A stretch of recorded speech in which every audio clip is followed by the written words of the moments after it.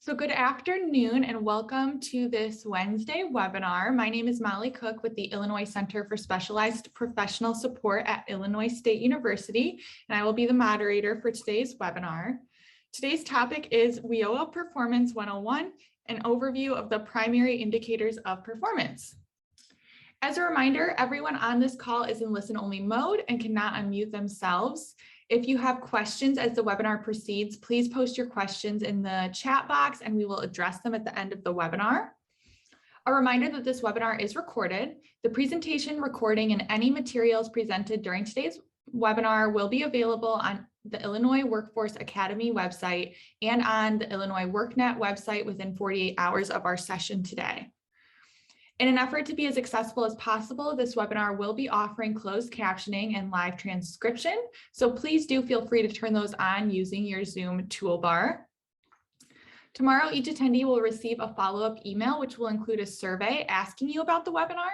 Please provide feedback and any suggestions you have to help improve upcoming webinars. I will also put a link to that survey in the chat box at the conclusion today. A reminder that if you have a faulty internet connection or would prefer to call in, you are free to do so by calling into this webinar using the phone number on your original registration email. So I'm going to kick us off with a few poll questions. So our first poll question is, where is your local area? And you should see that pop up on your screen.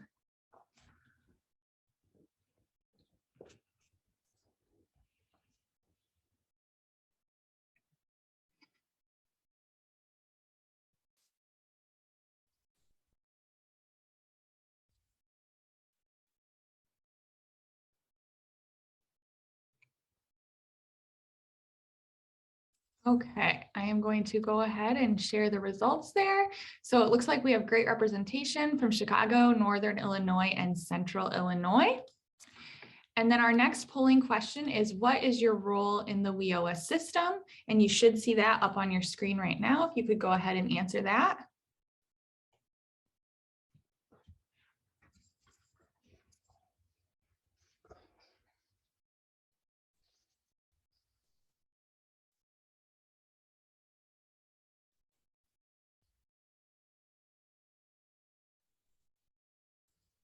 Okay, I'm going to go ahead and share these results.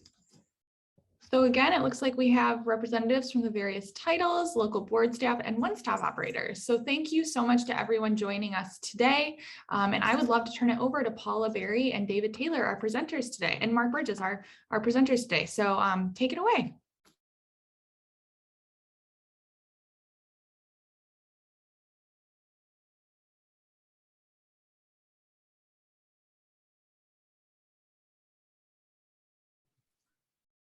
Hi, sorry, I was on mute. I'm Paula Berry. Most of you know me from the Office of Employment and Training, working with Mark Bridges in Performance. So today we are circling back to performance measures, and we're going to provide a brief overview on federal reporting, why that's important to performance, give you some key terms and definitions, and of course the PowerPoint is your resource for those. A little bit on exit, as always, and the 90-day with no service rules, the WIOA performance indicators, all of them for all the programs. What our goal is today is to help everyone get a good understanding of which of your participants that you're serving are going to count in the measure, how they count.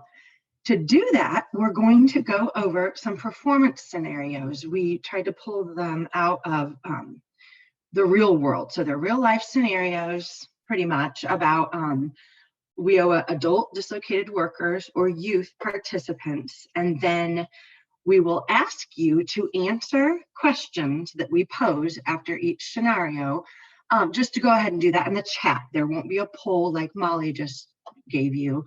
And then if you would like, we would like you to put a brief description or a few words about how you came to your answer.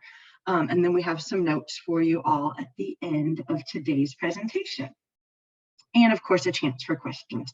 So at this moment, we will, in general, performance measures are reported to the federal government, and they're reported every calendar quarter. We have to report services and outcomes, and then there's a yearly annual report. So we collect the data in our systems that you all know, Career Connect, IWDS. Some of you might be users of the system in Illinois WorkNet, and we report that into a PEARL. It's a participant information record layout, individual record layout actually, and it's submitted to United States DOL, and they track these outcomes. So our participants' outcomes are being tracked, and there's rules about how we're serving them. The key terms and definitions, I won't read these to you today, but there's about 3 slides, 9 or 10 definitions that whenever we're talking performance, we're always talking about reportable individuals, the self-service individuals, your participant level individuals who you've registered in a system. They're participants, you're serving them actively with adult or dislocated worker services or youth service elements. They're enrolled, they haven't been exited. Little bit of a different definition for youth regarding eligibility and age, of course. We're always going to be talking about a program exit, because when someone exits or leaves your program, it requires an entry into a system of record, and that's when performance measures start, with the exception of one, and we'll talk about that too. There's a common exit for people who are co-enrolled. Most of you are familiar with co-enrolling dislocated workers with trade, and then we have a period of participation that you can reference when we're talking about one certain measure that doesn't have outcomes, or every year of someone's participating. Each of those periods we're tracking. Employment is what it says, unsubsidized employment. It's when your employer is not receiving a subsidy, so it's not like a federal employment.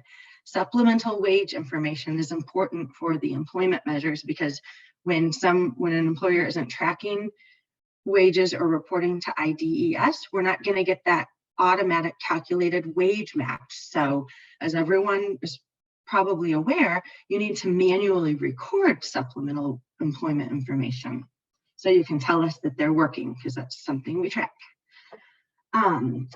Again, a brief overview of program exits. This is the definition straight from the law. It's when a person has not received a staff-assisted or active service for 90 consecutive days, and the career planners don't have anything planned to do with this person. So then you must exit them. The exit date goes back retroactive to the date of their last service. It automatically applies that last date. Another important thing I know we always talk about, it's follow-up. Post-exit follow-up is required for all youth, and it's required for your adult and dislocated workers who exit into employment. You're required to exit them, or yes, you're required to exit them, but you're also required to follow up. It has all kinds of implications for performance. You're finding things out during follow-up that are essential to be reported, entered, recorded in systems to impact your performance. How did they do? How did your WIOA services help them to succeed once they leave your program? There are some exclusions from performance. We like to provide you with this. This is, can be used as a reference. If you ever exit someone for any of these reasons, incarceration, a medical participant, if they're deceased, if they're called back to the military for at least 90 days, for youth, if they're in the foster care system and they exit because they have to move as part of the program, those exit reasons will exclude those participants from any performance. You're not on the hook. We're not going to track someone who leaves the program for one of these reasons. So keep that in mind as you exit participants. With that being said, as we talk about primary indicators of performance, as we all know, different programs track some of these measures and their participants a little differently. So what we're providing today, and Molly has put this, it's linked on their website along with the PowerPoint. It's like a desk guide. So you can reference, this font is tiny, I'll try to zoom in. So you can look for your program, adult and dislocated worker, let me go back, by measure. And it will show you exactly who is in the measure. So if you go to your employment rate measure, you're looking at adult and dislocated worker. We say, yes, all dislocated workers and adults are going to be in your employment rate measures. For example, let's see. I know that there are a lot of nuances when it comes down to these credential and measurable skills gain measures. Not everyone is in those. And so here, and as most of you know this, it's just a desk guide, a simple reference. You can literally look at a program, see a list of services that will trigger not only participation, but inclusion in these measures. So let me try that. Oh, there we go. So you will be provided with this. There's tabs that we included that highlight an exit quarter. As we talk about when someone's exited, we call it their exit quarter. It's just the quarter that contains the date that they exited in, but it has a lot of implications on how we track performance. Measures align with these post-exit quarters. So as you see where I highlighted, I'm just trying to explain the utility of this. In 2021, if you had someone exit in November, that's their exit quarter. This next quarter, the next quarter is their first quarter after they exit. Makes sense, their first post-exit quarter. The next quarter is their second quarter after they exit, their second post-exit quarter. And you'll see, but as most of you know, that's when performance measures start coming into play. This is a reference that you'll see on the third tab on that document, the desk guide cheat sheet. And these are the cohorts. So exit dates that fall within these cohort exit ranges are the measures that they will impact. And it shows you the program year where they'll hit or impact that measure. So we have a quick example of how you determine post-exit quarter. So you have an exit quarter, and then there are post-exit quarters after exit. Josie exited on November 14th of 2021. So what is her exit quarter? It's the date, it's the quarter of her exit date. So the entire quarter is October through December of 2021. What is her second quarter after exit or second post-exit quarter? If you had that rainbow colored sheet in front of you with the quarters, you could literally visualize this and see her exit quarter existing in November and count over to see that her second quarter after exit is going to be anytime April through June of 2022. So what she's doing in those 3 months and that quarter are going to be what hits in her second quarter after exit when we start talking performance. Same for the fourth quarter exit. You calculate it in your head exactly the same way. Count out 4 quarters after exit. It's easier to do using that multicolored rainbow guide. With that said, we're going to start on our WIOA primary indicators of performance. And I will hand it over to David Taylor, our WIOA 15 performance expert, to cover our first employment rate measures for the programs. Thanks, David. Thank you, Paula. Good afternoon, everybody. My voice will probably be new to you. I'm a member of the Working Group for Performance, and I'm happy to be speaking today. I think everybody probably knows by now that all participants are included in the second quarter after exit employment measure. And this familiar screen summarizes that, but hopefully everybody knows everybody's in the second quarter after exit measure. Adults and dislocated workers who are working in the second quarter of follow-up are positive for placement, as well as all youth who are either working or attending post-secondary in the second quarter after exit. On the next slide, we'll consider a simple scenario. I'll give you a minute to read through the scenario here about Natalie.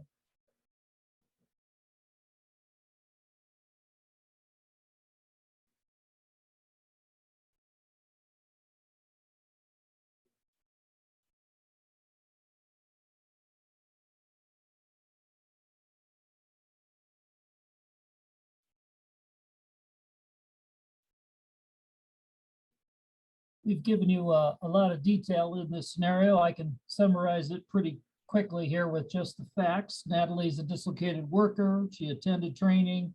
She's exited to a job in January of 2022. 7 months later, in August, she is still employed. So our questions is she in the second quarter employment rate measure?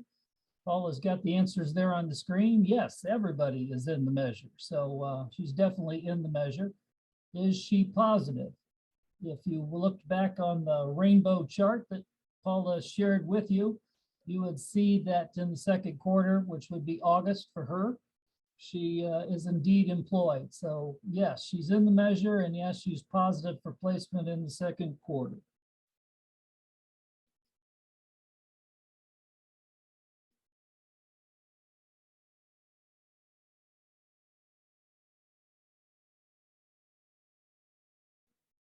Thank you very much, David. I will take it from here. So as we go through these polls and scenarios, let's see. I don't have the chat in front of me, but Mark Burgess is gonna check the chat. Go ahead and put your answers in the chat, yes or no, with a couple brief descriptors of why you came to that decision. We can get an idea of a test of your knowledge, and I'm not making it that difficult here. So moving on to the next performance measure, it's the same as the measure David just explained. It's employment rate in the fourth quarter after exit. So David talked about someone being employed in the second quarter after exit. Now we're looking at outcomes all the way in the fourth quarter. Again, it's the percentage of people who are your participants in employment 4 quarters after they exit. If we look at my Josie example, it was 4 entire quarters after her November exit date. Now for youth, for these measures, they have another way to become a positive. We don't only look at their employment, we look to see if youth are in an education or post-secondary education or training 4 quarters, because that will count. If a youth isn't employed, maybe that's okay, because maybe their post-secondary or secondary education or training is just as important and will lead to employment anyway. So you have another way to become a positive in employment rate fourth and the second quarter after exit. So this is our second scenario of the day. I'll leave it on the screen for a minute. I'll go ahead and sum it up for you. The answers are on the bottom. So as you read through this and think about this in your head, just go ahead and type your answers in the chat. So Sarah's an out-of-school youth participant, and she's getting services like adult mentoring, and she's in a work-based learning in an internship. And then when she completed her internship, her employer did hire her on full-time, and then she exits the WIOA youth program. During follow-up, her career planner finds out, she tells the career planner that she was still employed in her second and third quarter after exit, but winds up leaving her job before her fourth quarter after exit. But she did enroll in post-secondary education at the community college. The questions about Sarah's employment for her performance impact are, first of all, is Sarah in the youth employment and education rate in the second quarter after she exits and in the fourth quarter after she exits? And if so, is she a positive, meaning if she was employed or in education, did she positively impact that performance measure? And then how did she impact her measure in the fourth quarter after exit? So we'll give you a couple minutes to think about it, take a note, put it in the chat.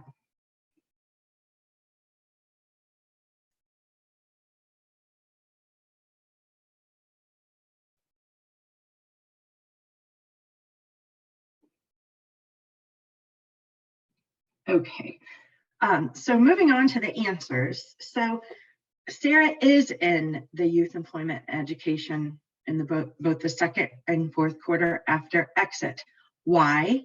All WIOA participants that are enrolled are counted in the employment rate measures. So the first two measures we've talked about, everyone you serve is going to be in those measures. They're going to count. Is she a positive outcome in her second quarter after exit? Yes, because she was employed in the second quarter after she exited. In the scenario we mentioned, that she's working in her third quarter, but for performance purposes, we are just looking at the second and fourth quarter. How does she impact the measure in her fourth quarter after exit? So we said in the scenario that she quit her job before she got it to her fourth quarter after exit.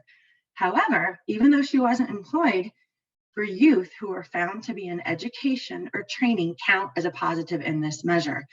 The nuance here is that follow-up is required for youth, but you're never going to find out if she was in post-secondary a year after you exit her, unless you're strategizing and finding these things out and getting the documentation for those in follow-up.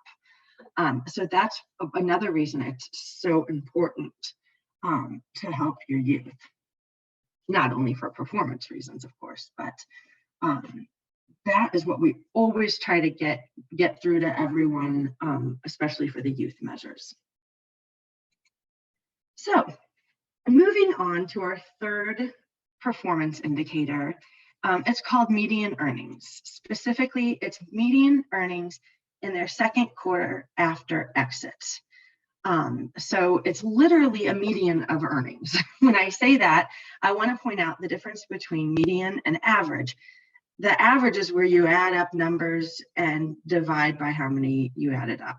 The median is literally taken right out of the middle of a list. So if you add up 18 wages, the median wage, or actually your outcome, is the median list of, so if it's youth employed in your second quarter after exit, only youth with employment, you line up their wages that are reported, and the middle is your outcome for this measure. That's all it is. But the only participants who are going to count in this measure after they exit are participants who are employed in their second quarter after exit. So we know we have that other outcome where youth can be in education or training. Well, we're not looking at their wages. They didn't have wages. We're only looking at people here that are employed in the second quarter after exit, and that makes sense because otherwise, what would we be able to measure here? So we don't have a scenario for this because it's pretty straightforward. So moving on, and please let me know in the chat if you have any questions along the way, and we'll get to them. Okay, so moving on to our fourth performance measure. It's called Credential Attainment. So the first few measures we talked about are based on mainly employment and wages, wage matching, that type of data. For the Credential Attainment rate, it defines a recognized credential. What we're looking for are WIOA participants who were provided training in their program, who attained a recognized post-secondary credential, which is defined of a credential that consists of an industry recognized certificate or certification, their certificates of completion, an apprenticeship, a license recognized by the state or federal government, or an associate or baccalaureate's degree. So those are, when we say post-secondary credential, that's what we're talking about. The measure is calculated by your percentage of participants who they're only going to be in it if they received training, who did attain their post-secondary credential or secondary school diploma, with an exception, during the program, so from their application date up until exit, but they have an entire year after they exit the program to get the credential. So that's a little exception to the rule, and it aligns with all the follow-up you're doing anyway. If you find out about these credentials after they exit, that's going to be your positive for your performance measures. Again, this measure only is going to include your participants who exited if they received a training service, a WIOA Title I funded training. Adults in an OJT or customized training, they aren't counted in this measure. We're not looking at someone, if all they had was an OJT, they will not go into the denominator of this measure. In other words, you are not on the hook for someone, for an adult who is just in an OJT or work-based learning. It's not a training that puts them in the credential attainment. Again,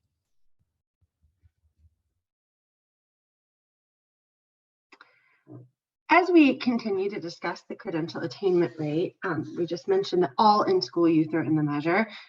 For adult and dislocated workers, they're not all going to be in the measure. It will only be your adults or dislocated workers who have received any occupational skills training. This does not include OJTs or customized training. So an adult or dislocated worker who were only in an OJT as far as training, they will not be included in the calculation for your credential attainment rates. They are not on the hook for this measure, only those with an occupational skills training. For out-of-school youth, it's the same rule basically applies as adult and dislocated worker. But since OJT is not considered a training for any youth, adults or out-of-school youth are only going to be in your credential attainment rate who receive an occupational skills training, not including OJT or customized training or a secondary education program like alternative school and dropout recovery or a youth build or job corps. So again, any out-of-school youth who go into occupational skills training or a secondary education such as alternative school or dropout recovery will be included in the calculation for credentials. So they're going to need to earn a credential to be a positive as far as performance goes. Types of credentials. This slide is, we always provide this to use as a reference. These are the standard types. So a secondary school diploma or its recognized equivalent is a credential. Post-secondary education type credentials. And these are anything from an associate's degree, bachelor's degrees, an occupational license, occupational certificate, a certificate of completion of a registered apprenticeship program, and certain career and technical education type certificates, an occupational certification, and then there are other industry recognized competencies and skills that where someone will earn a certificate or something that will count as a credential for the purpose of performance for this measure. There are certain things that do not count. So they might look on the face like it's a credential, they got a certificate, but they don't meet all the requirements of an industry recognized post-secondary credential for the purpose of this performance calculation. And these are things like that don't document a real measurable technical or industry occupational skill that is required to gain employment or advance within an occupation. They might be great to have, and they might be provided when someone's participating, but they will not count for a positive performance outcome. And some examples, there are other examples that we're always interested in hearing about, actually. If you think of one in your area. So like OSHA 10 or OSHA 30 hours, those safety courses, and certain work readiness things that might be misconstrued for post-secondary are like a food handling license, CPR and first aid certifications, while they might be necessary, those are not standalone credentials that count as a positive for the measure. And then if someone completes an orientation or something like that, or certain workforce board certificates, They might help, but they are not allowable to record and count for this measure. All certificates and things like this should be recorded in any system of record, but it's not going to be reported as a credential to put that participant as a positive in this measure during the program or up to that year after they exit.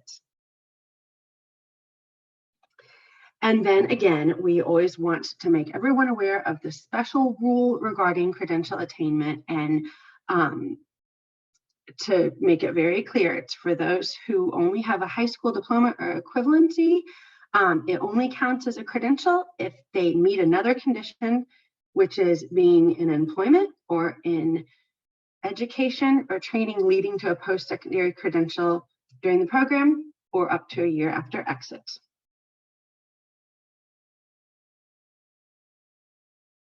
With that being said, we have a scenario number 3 about Julia for the credential attainment rate.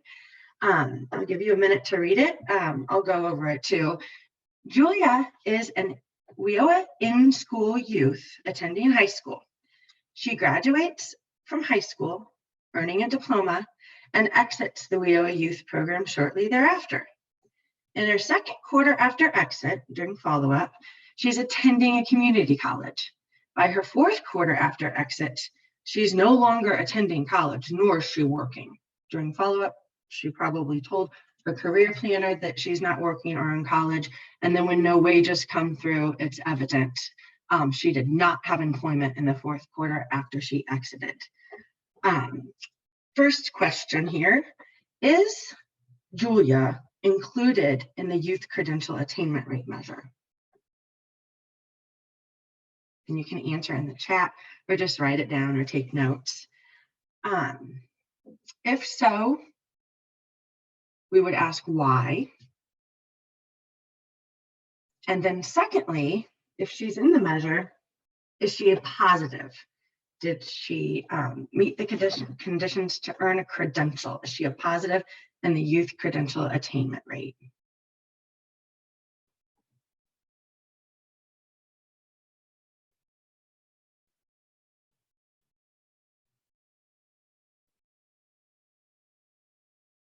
So she exited with a diploma, got herself into some post-secondary education on her own at a college after she exited, but in her fourth quarter after exit, she wasn't doing anything anymore. Is she a positive?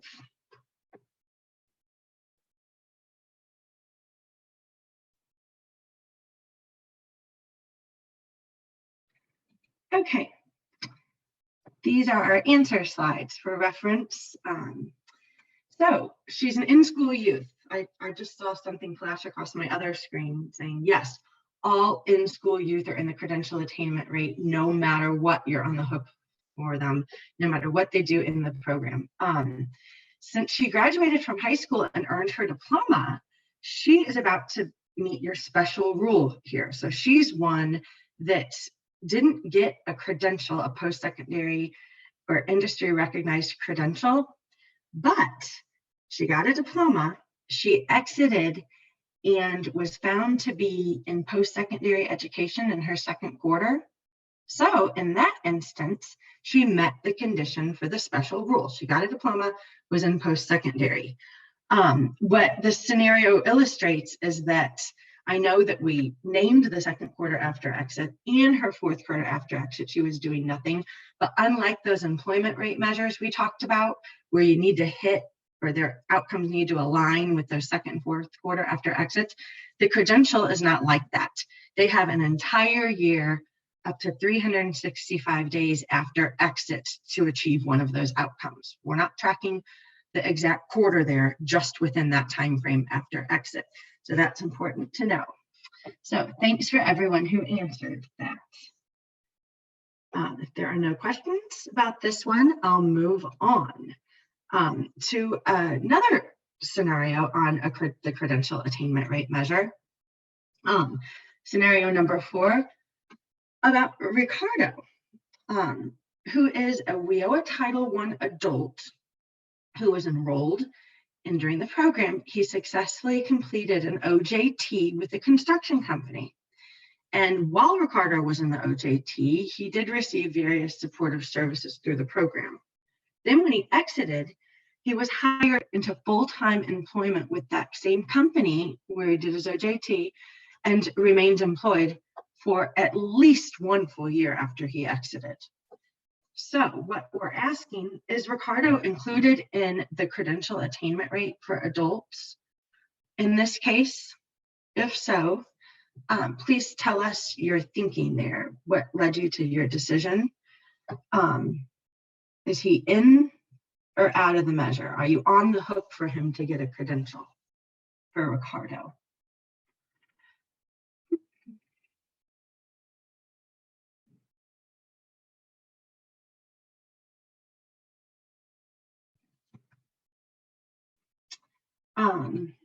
This is pretty straightforward. So the answer to this is no. Ricardo is not going to be in your adult credential attainment rate measure because besides those supportive services and being enrolled, he was only in an OJT. And OJT, an on-the-job training, is not a training service that puts adult or dislocated workers in your credential attainment rate measure. Occupational skills training, yes. Prerequisite training, yes. Those are examples that you'll be on the hook for those credentials. Again, that decision path is on that blue and green chart guide I showed you at the beginning. If you ever question it, it lists the service there that trigger all your adult and dislocated workers and even youth to be in this credential attainment rate measure. So you're not on the hook for a credential for Ricardo.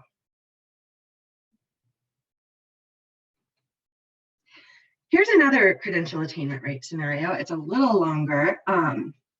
I'll go ahead and get started summing this up for you. So Vanessa is an out-of-school youth who graduated high school and attended some college before she was enrolled in WIOA youth programs. But during the program, she successfully completed a youth pre-apprenticeship in information technology. Vanessa was also provided a lot of youth service elements during her participation, and that included a leadership development course. And Vanessa then was enrolled in a registered apprenticeship program for coding and software development, but she dropped out and decided to go ahead and enroll in traditional post-secondary at a community college to finish up that associate she started before the program. Then prior to her completion, she moved to Arizona and was exited. Then during follow-up required for Vanessa, she did stay in touch throughout and told her career planner and provided documentation that she earned her associate's degree about 6 months after she exited. So that was good news. As far as the credential attainment rate, is Vanessa included? And if so, why? What triggers her inclusion in the measure? Then, if yes, how does she impact the youth credential attainment rate?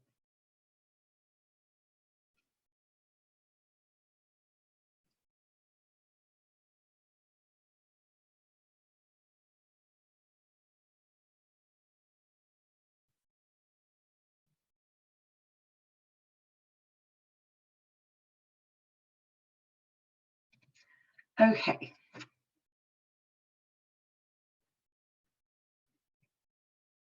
Okay, thank you for anyone who answered.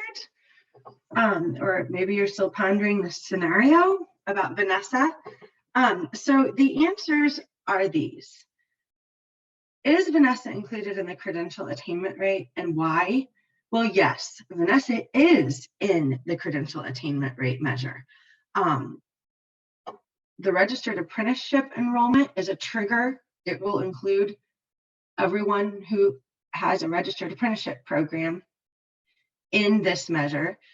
If she didn't have that, her post-secondary occupational training services also would have triggered inclusion in the credential attainment rate measure.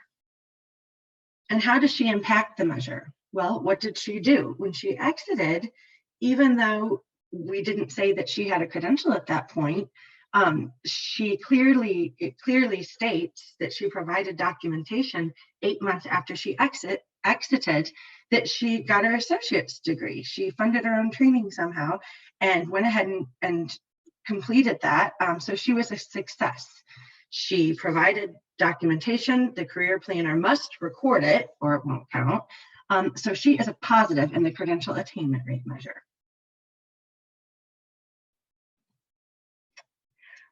Moving on to our 5th and final performance measure that we'll talk about today, it is called measurable skill gains. What this is a percentage of your participants, again, who've received education or training services that lead to a recognized post-secondary credential or employment, and who, along the way, during their participation, are receiving things we consider measurable skill gains. And there are different types of gains that can be defined as documented academic, technical, occupational, or other forms of progress towards the end goal of their credential or employment. Their gains, they're just documenting progress along the way. There's different types too. But unlike the credential attainment rate measure, adult and dislocated workers who are in OJT or customized training are included in measurable skills gain. So unlike Ricardo, who wasn't even in the credential measure, not even on the hook for that because all he had was an OJT, Ricardo would be in this measurable skills gain because he had an OJT and it triggers inclusion in this measure. Again, all in-school youth will be in this measure every year they participate, no matter what, no matter their training status in the program, you're on the hook for all in-school youth. Again, who is in the measure? All in-school youth, adults and dislocated workers in any training, even in OJT and customized training. But for out-of-school youth, they need to be in an occupational skills type training element. OJT is not considered training for youth. So youth and OJT won't be in your MSG, but someone in secondary education, youth build or job corps is going to be triggered to impact this measure. They will count. They need to be documenting skills gains for those youth. So with the MSG, it's one measure, but there's 5 different types of gains that we're tracking along the way. And the types are educational functioning level. This is the only one that's calculated. It's by comparing a pre and a post test. Has to be the same test always, but any gain, is calculated by the system and it's recorded as an automatic gain in that program year. But that's not enough because we all know they need to gain every year they're participating. The second one is a secondary school diploma or equivalent. So their GED or high school diploma. That in and of itself counts as an MSG. Thirdly, we have transcripts and report cards that count. Secondary transcripts apply to anyone in high school at any point in participation. So these report cards need to demonstrate satisfactory achievement in all their classes for one semester. So, I mean, if it was a failing report card, that wouldn't be allowable to document for their transcript or report card. Yes, they're in secondary school, but that is not enough. They need to be showing successful progress. Now, post-secondary transcripts or report card, as in the name would apply, it's for anyone who's in post-secondary and they're going to be in the measure. So full-time students need to document 12 credits within one semester. Part-time students need to have 12 credits documented, completed successfully within 2 consecutive semesters. So those credits could be split since they're part-time. But do keep in mind that to count as an MSG, you're only going to be able to document that at the end of the 12. You wouldn't be able to document MSG for post-secondary transcripts after a semester where a part-time student just did their first 6. Training milestones. This is the 4th type of MSG. This gain is documented by satisfactory or better progress reports from an employer or trainer. Some examples are completion of an OJT or apprenticeship, not the only example, but it's one, and steps to complete either of these. Milestones for mastery of job skills, which may be documented by increased pay from someone or an employer observing these improved skills, or even a training provider, providing a progress report of how they're doing in a training. Skills progression is the 5th type of MSG. So training milestones, you have to keep an open mind. There's rules, statutes, laws about what's allowable, but think about it. Like, what type of documents is your participant coming up with that tell me, hey, they're moving right along? I look at their IEP and their ISS, this matched one of their goals. It's an indicator of success, and that may be documented. When in doubt, go back to their IEP or ISS and try to align these clues of their progress to those. And as you're trying to document MSGs, because you do have to have one every year. So that's just something that I know we're a broken record, but a year goes by pretty quick sometimes, I bet, when you're serving so many different participants. And then our 5th type of MSG, I'll go back to, we call skills progression. This is based on exams. And so some examples are passing a ServSafe exam on the way to a culinary certification, an industry recognized credential, high school diplomas. What you could use are a permit, a truck driving permit for on your way to CDL. If you're on your way to becoming a registered nurse during the program, your CNA certification would count as a skills progression. You would report a GED here. Since with a GED, the modules leading up to that, the different passages of those exams, those can't be counted. It has to be the GED itself, whereas traditional secondary school, those semesters would count. But this skills progression is what you would report when you see someone earning their GED. So, just a guide for your reference, need to know for MSG. These are the rules to count as a positive in performance. They need at least 1 skill gain each program year they participate. And the program year for MSG, this is in the guide, the Excel document charts. It's July through the end of June of every year. So in that time frame, your training participants need MSGs. They all must be recorded or they will not count. Technically, you should record, even if they receive 3, no, you don't need 3. Each participant needs 1 from July through June. You should record all of them because it's documentable achievement as they go along their program.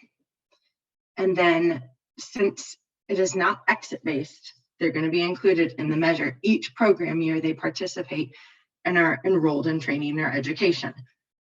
In-school youth, like I said, they came in, they're in school. They are in this measure every year they participate.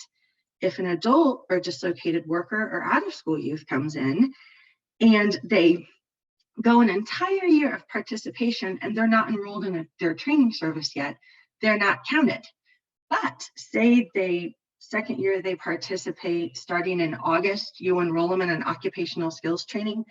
In that program year, they are on the hook for their MSG. If they make it all the way through June of the next year, they roll over until July, August, and they're still in an occupational training, they will be in the measure for an additional year of participation. So training triggers inclusion in this measure. And I have two more scenarios for the day.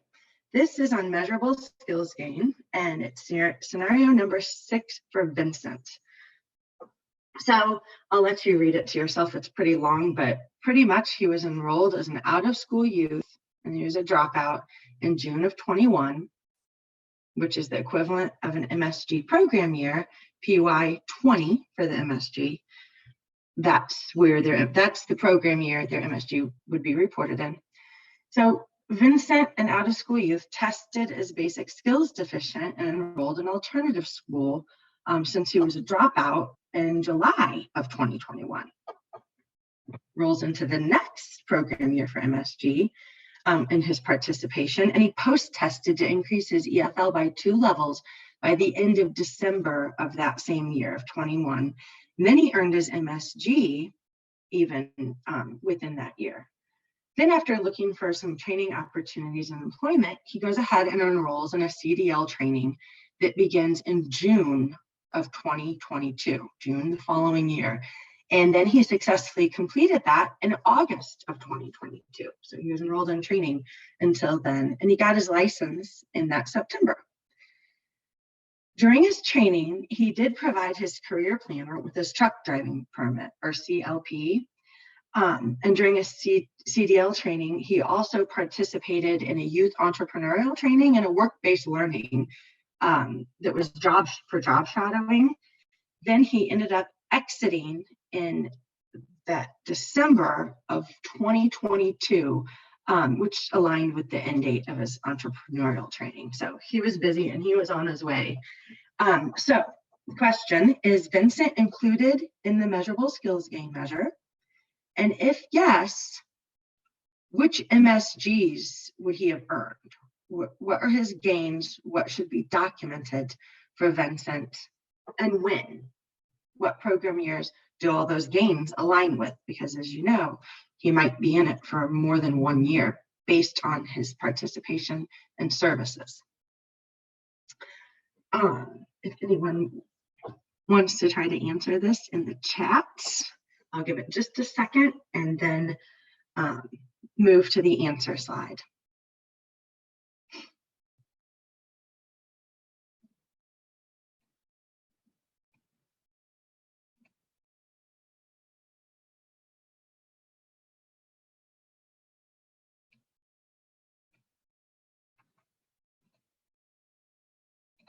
Okay, moving on.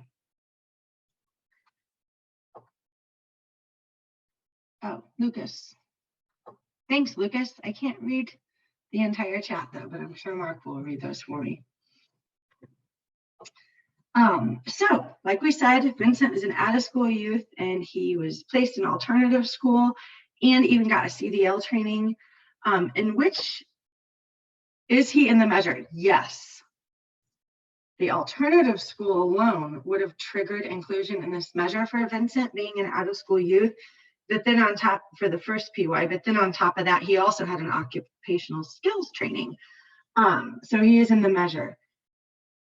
In which program years and why? So the alternative school triggered his placement in the measure beginning in July of 2021, which is the equivalent of the program year 21 for MSG. So if you think about MSGs, they're on the program year. The other measure cohorts count for data lag. They're kind of scattered about a year, but MSGs are pretty simple that way. July of 2021 starts out an MSG PY for program year for 2021. So then, he ended up getting a CDL enrollment in June of 22, and that also put him in the measure for the MSG and PY 21. Then, since he continued on in that CDL training, it spanned from June of 2022, this coming June, all the way until August of 2022. That moved him in to the measurable skills gain for his year of participation in PY 22 for MSG. So there's 2 different program years that he's going to hit for this measure. His exit date was 12/14 of 22, and that was, so PY 22 is his last year in the measure. If he would have continued on in a whole nother summer through July in some training, he could have well been in a whole nother year of participation for this measure. So we have another set of questions regarding the types of gains that should have been documented for Vincent. Okay, so when in doubt, I've underlined the certificates and credential types that equate to the specific MSG. So what types did Vincent get? Of course, he had those EFL gains. So the system would calculate an EFL gain type MSG for him based on comparison of his pre and post test. And that happened in PY 21. So he's got his gain for 21. He's got a skills progression, and that was his GED for December 21. So that's still PY 21. You should record all, even though you know the EFL gain took care of that year. You need to record the GED for sure. So, training milestone. As was pointed out to me in our work group, training milestones like progress reports that we mentioned from an employer or training program, they're not really too typical for a CDL program. Skills progression, the truck driving permit. I think someone answered a question about this. It's the truck driving permit, the CLP is a commercial learner's permit that they're issued before they get their license. So that for sure is a skills progression. Another skills progression that Vincent received is a training certificate of completion from the school. Then he ended up getting his license. So that's another skills progression for Vincent. So overall in this measure, he was a success. If you want to think about it, these services would have put him in the credential attainment rate when he exited, and he did quite well. He earned a credential and a GED in the program. So pretty much positive all around, assuming that he got employed and stayed working. I have one more scenario for the day, if you can stick with me. Okay, I'm looking in the chat, but I'll leave it up to Mark to let me know if there's any questions whatsoever as we start talking about these different MSG types. So our seventh and final scenario for the day is about Cody.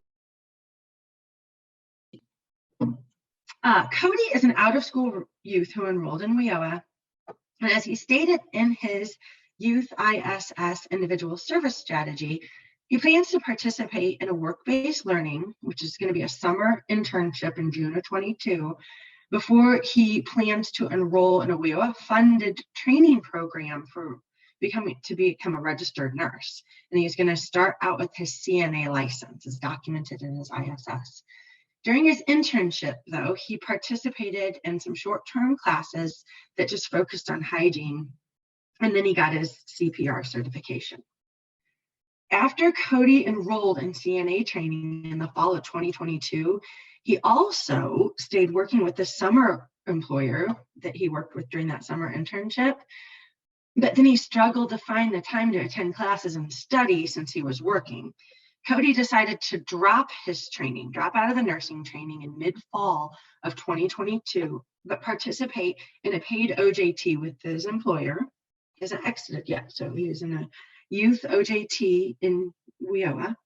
He was enrolled in October 2022 of this youth OJT and completed it 6 weeks later successfully. Cody was hired into full-time employment with that same employer, and then he remained employed for an entire 3 years after exit. So this measure isn't focusing on any one. It's recapping all of the WIOA indicators of performance. So for this scenario, we're asking you to think about which performance measure will Cody's training and employment outcomes count based on the services he was provided. So which measures will Cody be in?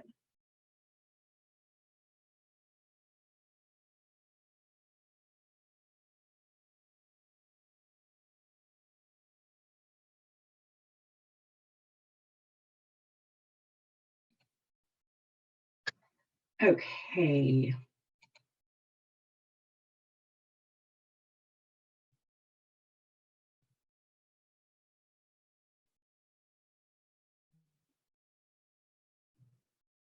This is one of the scenarios that, especially to newer people to performance, or someone who's been in workforce for a long time, you just haven't had to know performance. I mean, it might not be your job, it kind of needs to be a full-time job to really learn it. These are just the basics that, and that guide would show you exactly the services that trigger inclusion in the measures beyond a participant status. Here are the answers. So Cody will be counted in the youth employment or education or training rate in the second and fourth quarter after exit, because everyone is. The youth median in the second quarter after exit, only because we see that he was employed for 3 years. So that means he was employed during his second quarter after exit. He'll be in the youth credential attainment rate because he was enrolled in an occupational skills training. And even though he didn't successfully complete that, you're on the hook for it. So that put him in the credential attainment rate measure, not the OJT. OJT is not training for youth. And then the youth measurable skills gain measure, of course, because he enrolled in CNA training in the fall of 2022. As I stated on the answer, he's only going to be in the MSG starting in 2022 because he wasn't in an occupational skills training prior to that. So you're only on the hook for his MSG at that point. This last slide is just one more round to enforce that if outcomes are not documented, they didn't happen. So many things we talked about today aren't wage-based. So we're not going to get that upload to calculate to put them in performance. There are things that you kind of have to find out from your participant even after they exit.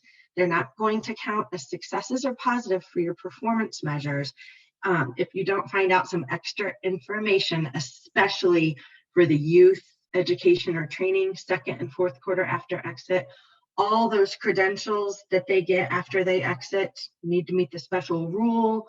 They leave, you need to find out if they ended up with their credential. And then all measurable skills gain, except for the EFL pre and post test, all those measurable skills gain have to be manually documented in systems of records. So with that being said, I want to wrap it up with one quick chat, and I'll turn it over to David Taylor.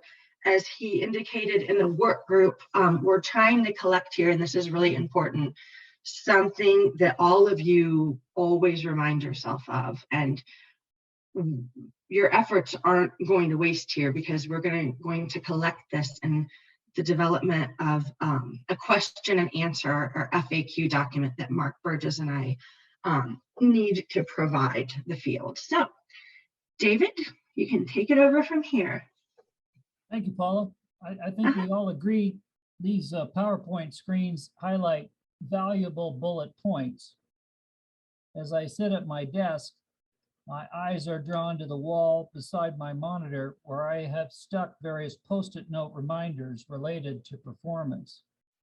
For example, I have a reminder that an MSG entered on a trades case has to also be entered on the WIOA side.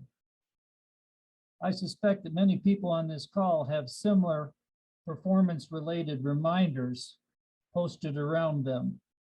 We would like to encourage you to share one of your reminders with all of us.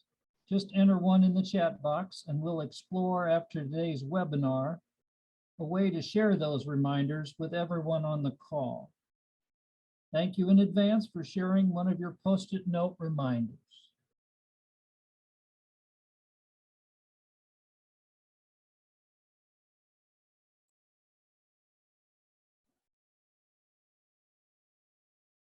Well, I think we could also mention the fact that when it comes to in-school youth and the special rule, they can get the credential in follow-up but the job doesn't have to occur after the credential, but the order doesn't matter.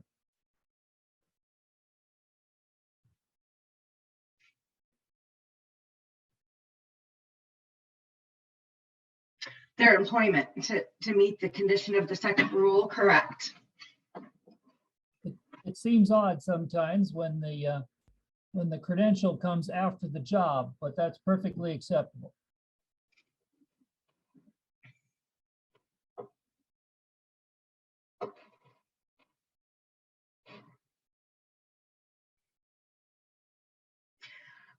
While everyone is posting their Post-it note comments, so we can track these in the chat, thank you so much, by the way.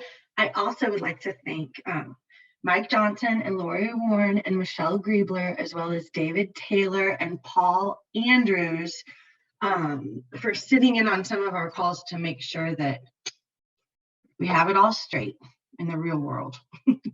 So thanks so much again.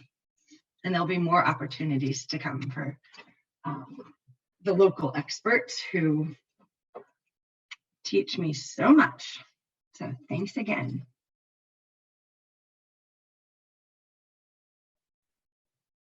Yeah, the OJT is a big one. While we've got time, I've got another tip I can pass on, Paula. Okay. We've recently had our techs set up our computers so that we can do text messaging from our computer to our clients' phone numbers. It's been a lot easier to get follow-up reports back from youth if we text them. They often do not respond to email or phone calls. Oh, I Response see. rate is better to texting. And you could so probably cut and paste that. if other offices have that option to talk to your IT folk and see if they can set you up so you can text from your desktop and not have to use your personal phone, it's worth exploring. I highly recommend it. Thank you.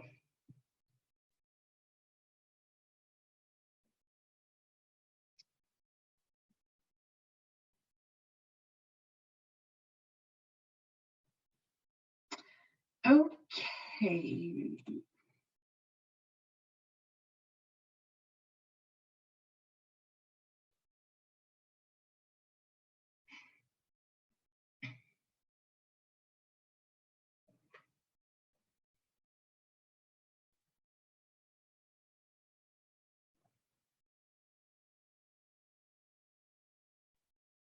So any more best practices or strategies for follow-up?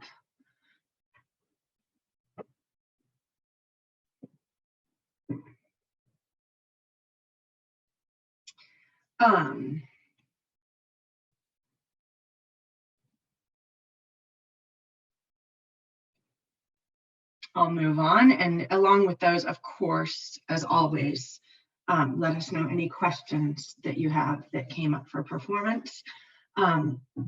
Molly has linked this entire PowerPoint. The last page, you'll find all kinds of resources. So these are the guides that we derive all of this information out of. So they're coming, you know, it's in line with WIOA law. So those are references. We've done many webinars like this, not so many scenarios. So those are available as well. And as always, Mark Burgess and me, Paula Berry, our contact information. And we'll keep everyone updated on what's to come. Thanks, Molly. Thanks, Paula, so much. Thanks, David and Mark. I'm going to put a link right now in the chat. And this link that I just posted is to a follow-up survey. You'll also receive this survey via email tomorrow, but just wanted to give you a chance to fill it out now while it's fresh in your head, if that works for you. And then I also posted another link again to this PowerPoint. So those will be emailed to you, but go ahead and grab those now if you'd like. And I'll leave the Zoom open for just a couple of minutes so you can grab those links. And then if that's what we have for today, then I'll close it out after that. Great. Thanks, everyone.